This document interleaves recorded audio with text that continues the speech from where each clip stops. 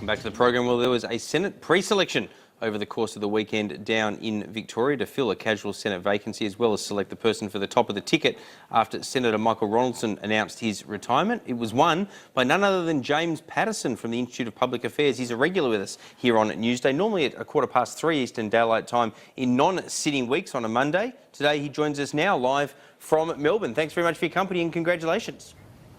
Thank you, Peter. It's great to be with you, and clearly I couldn't have done it without those Sky appearances. I think they really swung the day. So yeah, well, look, as long as that's in the maiden speech, we'll all be happy. But look, this actually might be a day of celebration for you, but as we sit here on this wide angle with a little bit of me in shot and you in shot as a 28-year-old senator designate, soon to be a senator, this is actually one of the more depressing days of my life. I haven't felt old. Sorry to hear that, Peter. I haven't felt old. I'm happy for you, obviously, but I haven't felt old.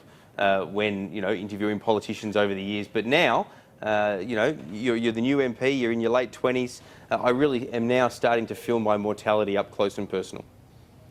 Oh, well, I'm very sorry to do that too, Peter. But I said yesterday to the pre-selectors after the result, one of the reasons why I'm so excited about the future of the Liberal Party is that I'm just the first of many people who are going to start to step up over the next few years and have an enormous contribution to make.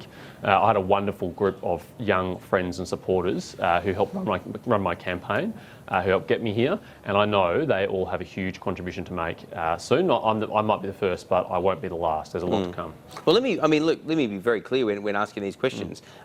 You are very articulate and detailed in the commentary that I've heard from you. It's one of the reasons I wanted you as a regular on the show.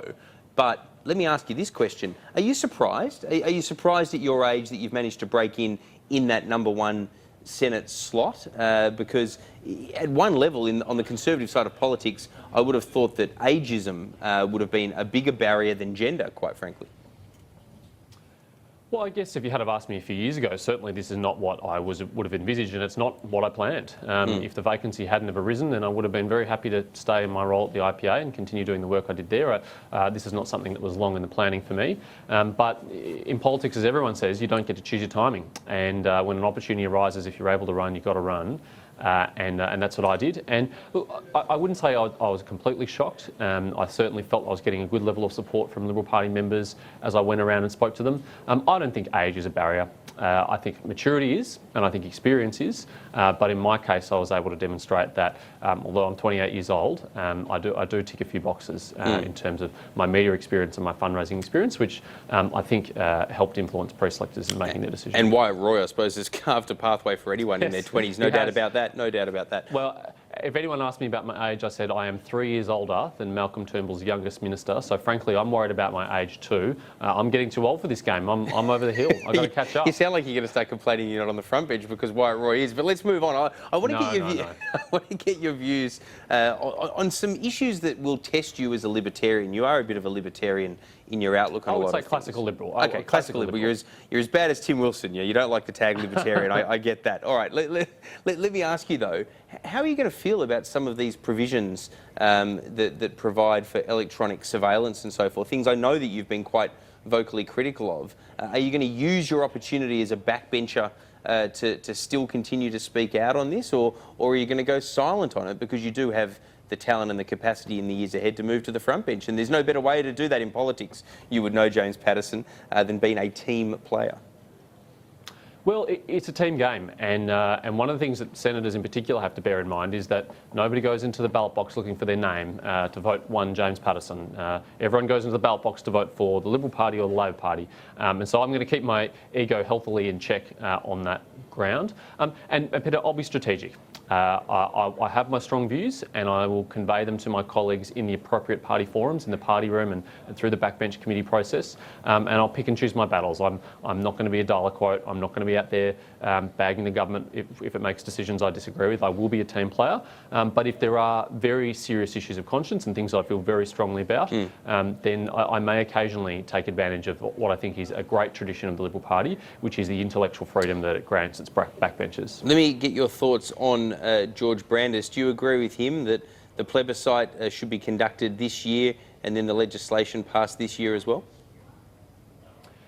Yeah, look, I don't have a strong view on this, Peter. I support the government's approach on this. I support the Prime Minister's approach on this. But that's different to George Brandis's approach. So that's why I'm wondering if you support your Senate leader's approach on this or your Prime Minister's approach.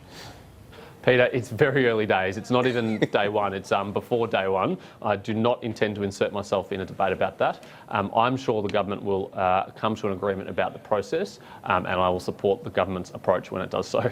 What about the suggestion around the NDIS? It looks like certainly at least sections of the disability community are worried that fiscal issues attached to the NDIS might actually reduce its ambit in the years ahead. I think we've talked about this before. You've shared, I think, my concerns about the fiscal cost of this, even though we'd all agree that it's a good scheme. Where do you sit on that? Well, Peter, supporting people who are not able to support themselves is one of the core businesses of government. Is absolutely something that we must do, and we must do as soon as we can and as best we can. But you can't separate a good social policy from economics and from the budget. They go hand in hand. I think what we need to do to make sure we can deliver the NDIS in full and on time is to make sure that we make sufficient room in the budget for it by reducing spending in other areas. There's certainly a lot of things that governments do that aren't core business anymore, and they're the sort of things that should make way so that we can provide. Sounds like you're on a unity ticket with Tony Abbott on this when it comes to spending cuts being the way to address issues in the budget.